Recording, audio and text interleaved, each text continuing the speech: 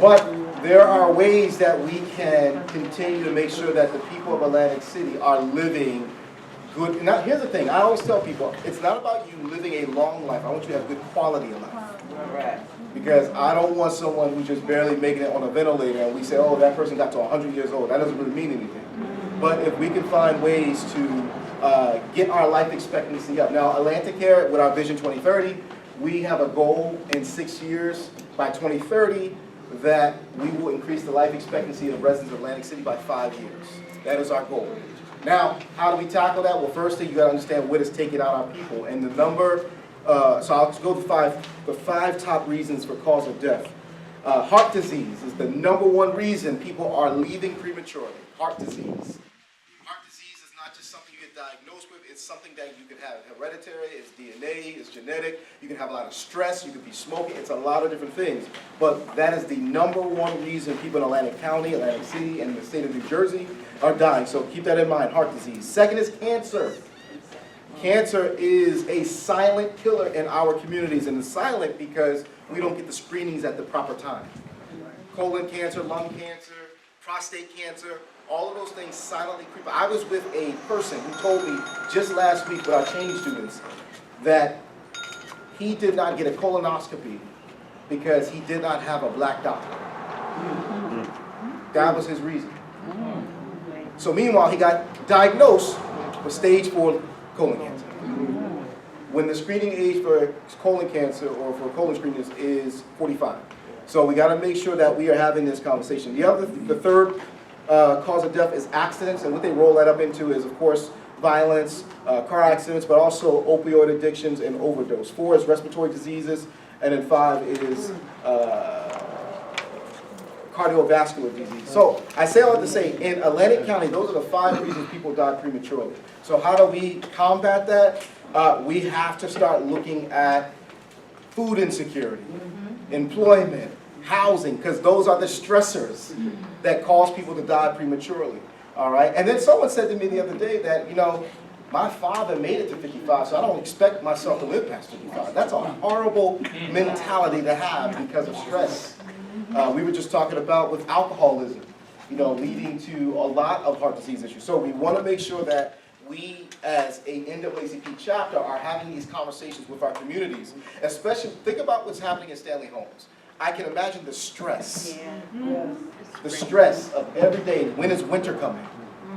Having that on your mind consistently actually leads to premature death because of those stress. So we want to make sure we're still having these conversations. Now, the other thing I wanted to mention, I don't know if you all watch, there's a show on Netflix called Blue Zones. Anybody heard of this before? Blue Zones. Blue Zones are, let me tell you what it is. Give you something to think about. Blue Zones are areas in the world that have the highest level of longevity. So let me tell you the 5 Blue Zones. They are where you find the most longevity, where people are living to 100 years old, 90 years old. So the 5 places that they have studied so far are in, one is Barbagia region of Sardinia, Greece, Ikaria, Greece, Costa Rica. Here was the other one. You know who they say is living the longest? 7-Day Adventists. Because of their social impact of how they're always together. They have, I'll explain that in a second. They live 10 years longer than the North American counterparts. And then Japan. Females over 70 live the longest in the world compared to the other population. So these 5 areas, just as an example, are living the longest for 9 different reasons. You ready? I'm going to read them really quickly. One is they move naturally. They don't go to the gym. They don't go and work out, but they find things that keep them moving on the go. They're constantly walking. They don't pump iron. They're not putting steroids on, any of that, right? They're just constantly moving. Second, they have purpose. Every day they wake up with a sense of purpose. They're doing something. Third, they have found ways to reduce their stress levels. We know stress causes inflammation, which leads us to a lot of problems within the body. 4, the 80% rule. Don't kill me, but they want you not to eat till you're full. How many eat? And you got to eat until you actually feel you can't move. You just roll around. They found that people who eat 80% of their stomach value, they live longer, so that's a big one. Also, they found people who had a sedentary diet, so they only had beans, black soy, no pork, and no beef, but they found those individuals lived a lot longer. 6, except for the 7-day Adventists, wine at 5. People who drink wine at 5 o'clock every day live longer. Now that is between you and whoever. It ain't me. That's between you and Netflix. But that's one of the reasons they found that some people are living longer. And they found that in the Sardonian area as well. So that's the other thing. Don't be talking about Christians sent me to the liquor store to get wine at 5. This is a part of the world where they don't have much in their diet. So keep that in mind as well. This 7th one was belonging. They felt every day they belonged to a community. Essentially what we're doing right now, they belong. And so that gave them a sense of purpose. This is a big one. I think this kind of stems from, so they said loved ones first. So they found that people who live longer had 5 people that checked on them every day that was in their immediate family. I think this is not always our fault. I think slavery did its job with this. Because we were separated, there's a historical connotation that, you hear kids, I can't wait to move out. I'm gonna get my own house. I told my parents that I wanted to move back home with them, with all my kids. And I thought they would have liked that, but there's something about having your own space. But if you look at our Hispanic brothers and sisters, our Italian brothers and sisters, they live all together, generations and all that wealth of knowledge. My wife is from Jersey City, and so on her old block, there are some Orthodox Jews who have bought a property. They bought these properties, and 4 or 5 families live in these properties, and they're living longer.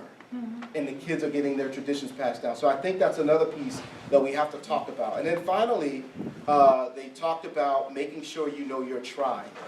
So that may not mean ancestral tribe, but more so being around people who share the same behaviors.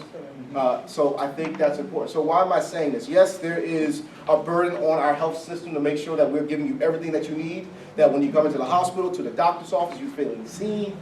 But we do need to make sure that we are doing our part with taking care of these things that make people feel wanted, belong, have access to social groups, and we're making sure that people are moving. Because if we want to get to the point where our zip code matches the zip codes of the more wealthier groups, we have to do these basic things. So I wanted to throw that out there. And then also, shameless plug, October 24th, I'm hosting my 2nd annual Diversity Health Summit at the Medical Arts Pavilion. So we have a couple of topics. We're going to be talking about sickle cell anemia at the primary care level. We're going to be talking about supplier diversity. We're going to be talking, Judge Sanson is going to be joining me about getting jobs for people with probation. And then if all goes planned, we have reached out to Assemblywoman Sumter, who has done some great work at the health equity level at the state. Hopefully she will be our keynote speaker. And that's all I have, Mr. President. 9 a.m. Invitations will be coming out soon. At the Health Medical Arts Pavilion. We're still worried about lunch, but we'll let you know. It's going to be a salad for everybody. No fried food. No fried food. Anything else, sir? We good? Listen,